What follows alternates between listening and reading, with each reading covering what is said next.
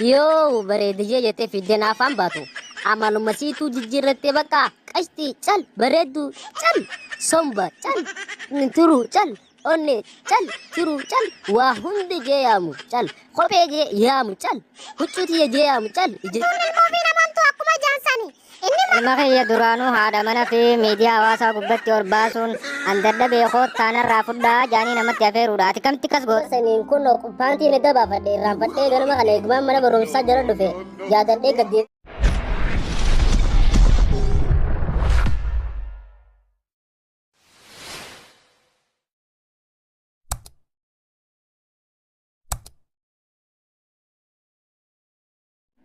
Guruba maal haajamtee gara biiroo keenyatti dhufte? Inspektar ummatuma feesbuukaa tokkotu jireenya kiyya jeequ jiraa'u. Ati jireenya feesbuuka gubbaadha jiraatta moo akkami? Akkamittiin feesbuuka gubbaa jiraadhaan lafumaan jiraadha malee. Duuba lafumatti dhufanii isaan jireenya kee akkamitti jeequu danda'an? Isaan warri feesbuuka gubbaa jiran ati immoo kalafaa lafa jirta. Akkamitti isaan wal dhufteenitti jireenya kee sirraa jeequu jiran mee gaggabaabsinaa himi dubbii ajaa'ibaati.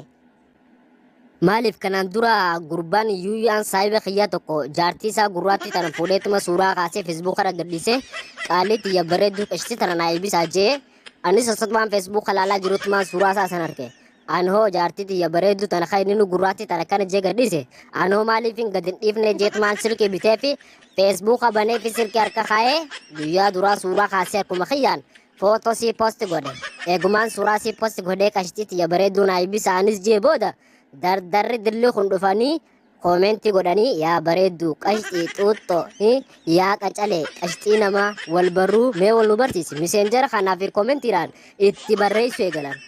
Sanuma booda kan girgiriin tun dhuftee kunoo yaa'ii keessa gallemma. Achuma booda kanaaf jaartiin tiyyaahuu walii galuu dinne ganamuu yaa'ii galgaluu yaa'ii hoggummaan tana yaa'u mana gooti malee isinis waa takka dursanii miti jijjiirama fidde. Gaafa nama kaasee nama dhaabaa jaan duraanuu suma fi kaaseeti miti silaa ati kaatee suuraa san poosti godhuu baattee feesbuuka irratti wayi dardarri dilli kun dhufee qashtii maarree xuuxxoo jee asii sirraatti barreessee wanta siin jaa silaa dardarummaan dilli sunuu jaartii ta'een argu sumaatu suuraa san poosti godhee dargaggeessa dila san garsiise. Saniifuu ammaan tana duuba nuti maal godhuudha qabname akkam akkasiif taanuuf gama keenya dhufte. Garuu namuu suuraa jaartii fi feesbuuka irra poosti numa godha. Garuu takka jaartii tiyyaa tana takkumaatu nagarreewu. Barsanuu akka waan gariin isaanii quba qabanitti qashtii bareedduu xuuxxoo ni badde eessa kutte barbaannes dhabne maaltu si fudhate kanafaa jaan itti barreessan. Dhugumatti isaan sun na shakkeessisanii jiranaan dhiyoo tana dalagaas niin dhiise esumaan eeguu eegaleewu akka waan mana dhufanii dhabanitti kana hunda itti barreessu jiranii. Namni hundi jaartii isaa eega feesbuuka irra gadhiise tatiyyaa maaliif akka itti duulan jaartiin tiyyaas koomentii isaan akka dileetti godhanii fi miseenjara kana agartees amaluma siin jijjiiratte dhiyeenya kana. Garuu ati waa'ee kanaa jaartii teetti wajji haasofte ni jirta ittiin ta'e? No awwaattiin himne silkii yeroo iddoo waan isii bira teessuuf isumaan na duuba harkee gizaan hamba qaamana galuun dafan duraan gizaan qashtiyyee je yoo bareediyyee jettee fiddeen afaan baatu. Amaluma siituu jijjiirrattee bakka qashtii cal bareeddu cal somba cal turu cal onne cal turu cal waa hundi jee yaamu cal kophee jee yaamu cal huccuutii jee yaamu cal ijjetii jee yaamu cal waan kanaan beeku waan san isinis na duuba harkuu sitiin shakkii agartee jirti sila harkuu baattee amala jijjiirratu. Inumaa hudiyoo tana jettee inumaa nama akka si faarsu heltee cal jettaa sanuu kossar jettaa naan nama si caalaan afaarsuun qaba annama na faarsuun hin qabaati yoo waan si faarsu dhabde deemite re'ee faarsinaan jette. Dhugaa ajaa'iba nama gaddisiifte hedduu takka mee duuba nuti ammaan tana maal siif godhuu dandeenyame? Anu furmanni waan kanaan dhibeetumaan gama keessan dhufe. Ani gama tokkoon jaartii tiitara niin jaaladha niin fedhaasi. Isis firraa dhiisuu hin danda'u. Isinummaa jala buutanii warra feesbuukaa tokko tokkotti maqaa isaanii qabatanii narraa akeekkachiisa itti kannitanii jireenya kiyya akkan jeene narraa dhorkitan qofa furmaata harkata jeeti yaada. Jireenya kiyya qofaa miti uummanni feesbuukaa kun ani yeroo iddoo dalagaa dhiise waan isii eeguuf kaampaayinan keessa hojjedhuttis achittis rakkoo uummanni jiran ati hojiin dalayduu bakka dalagaa sin fardeessu saniifuu dalagaa raasi geggeessu qabna jedhanii taraa meeqa xalaana barreessan. Jireenya kiyya qofa istiin fakkaatin gaa hojii tiyyattis biyyee laaqanii jiran saniifuu furmaata laatanii summaan narraa itti muruu qabdan haadha mana kiyyaattis waan jiraa gaggaafattanii. Tabiddeena keetiitiif ammoo biddeena kee hanga cirracha isaan finnee keessaa gursifnuufti hanga su'ati shura nyaachuu qabda yookaan nyaata faranjii malee biddeena cirracha qabu hin nyaatin. Haadha manaatti asitti yaamnee waliin gaafii takkaa fi lama gaggaafannee waliin haasofnee mari'annee saniifuu akka dhiibbaa jarri feesbuukaa bultii teetira godhe jiru kana isinirraa kunnee hambifna. Saniifuu haati mana teetii ammaa feessa jirti. Inspektar dhugaa keeti kun haati mana kiyyaatti isaanu ammaa amanu dadhabeeti mana dhiisuu didee kun ofidii asulaa dura dhaabbattee na eegu jirti. Saniifuu aniniin baay'isii ol naqxee gaggaafata. Yoonif dhimmi kun furmaata harkatu baattee warri feesbuukaa kun jireenya kiyyaa fi dalagaa tiyya keessa harka fudhachuu didanii beekaaf na jeeqan kan ta'e waraqaa naa barreessanii Joon Maark Zuukalbardi bira deemeetiin abbaa feesbuukaa kaampaanii feesbuukaa dhaqee namootan kun hundinuu to'annaa seeraa jala oolan firraa hin godha. Saniifuu hangasitti furmaata ni harkatti jeetii yaada. Yoo dadhabame garuu akkaan gara Ameerikaa deemu na geggeessuu qabdaniin jira. Bakka gee jira yeroo illee hin qabnu deddeebistee dubbiin baay'atanii faarra ittiin fe'an jaanii waliin gaayaanni saniifuu haadhoo mana keetii baasisee ol nayita. Yoo dubbiin kun furmaata dhabe naamani xalaa si barreessee akka kaampaanii feesbuukaa Ameerikaa deemtee furmaata isaan gaafattu si fayyamamee jira. Baga nagayaan dhufte. Waa bakka biraatiin dhufne oromota na duraan nuti. Tole odeessime. Oduun nagayaa dhiisi. Akkamii wanni abbaan manaa kee kun hime kun guutuutu dhuguma. Dhuguma. Mee odeessi wanni akkanaa kun duuba akkamitti ta'uu danda'e? Abbatii hin qabu batiin hundinuu torma isaati. Silaanni silkii naa bitee FB naa banee suuraa xiyya feesbuukaa gubbaatti poosti godhuu baate. Wayi rakkoon tunnuftiin eegumaan jiraachuu jirra. Duubaati isaatu silkii naa bitee FB naa bana jettee tanaaf jecha bultitee jeeguudha qabdaati. Bultii qofaa miti yeroo takka takka bittiruun manjii kan tusa. Biyyaa fi bultii waliin hin madaalin biitti tan waliiniti bultiin ammoo tan abbaati. Ammaas wanni takka namootan ati FB gubbatti waliin hariiroo ummatti haasoftu kun irra hedduun isaanii nama yoo ati duutees qabritti gubbatti hin argamnee fi akkasuma nama yoom akka dhalatte waa'uma takka irraa quba hin qabne jechuudha. Kanaaf jettee bultii ta'e hin jeeqini bultii ta'e jabeeffadhuun siin jaa. Waan kana waan akka ufaa miti barinni mataan isaatis ittuma jira. Haati hattuun ilmoo fi namantu akkuma jaansani. Inni mataan isaatis ittuma jira beekaaf tasaa dhoysee xiyya bicha haasa'u malee. Inni itti jiraatus wayii amala ofiis jijjiire amma dura.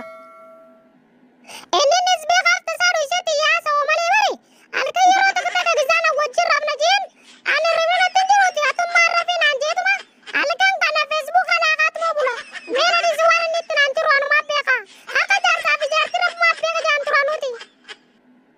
Hundaafuu yeroo suuraa poosti godhuuf kaate suuraa ta'e qofa osoo hin taane suuraa ta'etti fi tansaa waliin fuudhetti poosti godhi abbaa manaa kiyya kanaa wajjin wal baraajiin yeroo sana ijji dargaggeessaa sirraa qaqqabamti. Ammaas inni guddaan namootaan akkatti komentii jala deemee waan biraas taasee bilbila keenyaa kan maarree isa jirtu asitti hin dhufa maarree siin jokoon hundinuu namoota yoo ati duute awwaalcha keetti irratti argamuu hin dandeenye bakka guutumaan guututtu nama awwaalcha keetti sirnaan geggeessuu hin dandeenyeef jecha bultitte jeequun gaarii miti. Namni amma sibira jiru kun nama yoo duutees awwaalcha kee sirnaan si geggeessuu danda'u waan ta'eef nama sibira jiru kana qabachuun dirqamata. Hiriyummaanis jireenyinis nama qaamaan sibira jiru wajjin mi'aawaa jaan. Akkanaan siin jaa saniifuu hiriyummaa feesbuukaatii fi jalaala feesbuukaa tana laaltee hin soomini siin jaa obboleetti tiyya tole. Taateen inspektar hedduu takka galatoomi. Mucha amma duraati umriin kee ijoolleedhaati eessa sa'a tanaan xayyaara yaabbattee deemta? Adeero xayyaarri ijoolleen fuudhee eenyu jira? Abbaa jechuun yabar biyya tamitti deemtaa siin jechuu barbaadeeti. Adeero xayyaarri biyya keessa waan hin deemneef Ameerikatti hin deemu jira. Ameerikaa maal godhuu deemta silaa moo warra keessanii si durachi jira? Warri keenya Ameerikaa maal godha hundi isaaniitu gaara mul'ataa jiran Maark biratti hin deema abbaa kaampaanii feesbuukaa.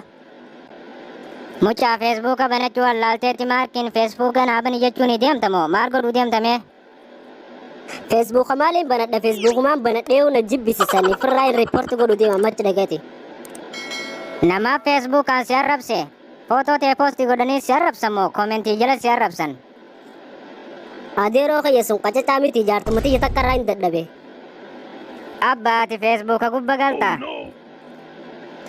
Facebook maal gubbaan jiraadha dheengadduma takkaan jaartitti yaa silkii bitee Facebook banee fi maqaasitti eegaan Facebook banee booda suuraasii takkaanummaan harka xiyyaan ka'ee posti godhe eegumaan posti godhe booda dargaggeessi dilli kun dhufee komentii haniyyee xuxxuyyee lubbuyyee cittoon isaa naa xuxxunjuuti ifna jibbisiisani. Ilma kiyya duraanuu haadha mana fi miidiyaa hawaasaa gubbatti ol baasuun andadda beekoo taanarraa fudhaa jaanii namatti afeeruudha. Ati kamitti kas goota? Yuuyyaatu bar jaartii isaa gurraatti tana Facebook irra fuudhee posti godhee qaalii xiyyatan anaa eebbisaa jee. Anis sanuma boodaan xiyyaatu rakishaa jee anis suuraasii fuudhee posti godhee qashtii xiyyatutto tana anaa eebbisaa jee. Duuba yuuyyaan jaartii isaa gurraatti gadhiisu. Ati naaftee jaartii tee bareeduuf irraa gadhiisuu qabda. Tokkoffaan gizaa komentii godhu akka waan mana dhufee dhabeetti qashxiyyee ni baddee bareessa qotte jee komentii godhe. Dhaapuchetti hangammaa isatti katti horraafattee dhufta. Hai barsiisa wayin horraafadhe eegumaan bara mana barumsaa kana dhufeen waa manatti raanfadhee mana gaddeebee dhufe. Mucaa horraate arraas sababan dhabdu isaati. Lakkii barsiisa harraan tana waan duraanitti miti waan biraatiin raanfadhee dhufe. Yoggu takka qalama dhiiftee, yoggu takka yuunifoormii dhiiftee, yoggu takka illee ati mee sababan dhabdu arra hoo maal dhiiftee tikka turteme. Lakkii barsiisa atumaan kallee gizaa baayoloojii nu barsiiftu shanyiin miyoo dhiiraati liliyeena meeqan jenne. Sana naa miti hajee kitaaba. Saniif horraafachuu kee maaltu waliif fide?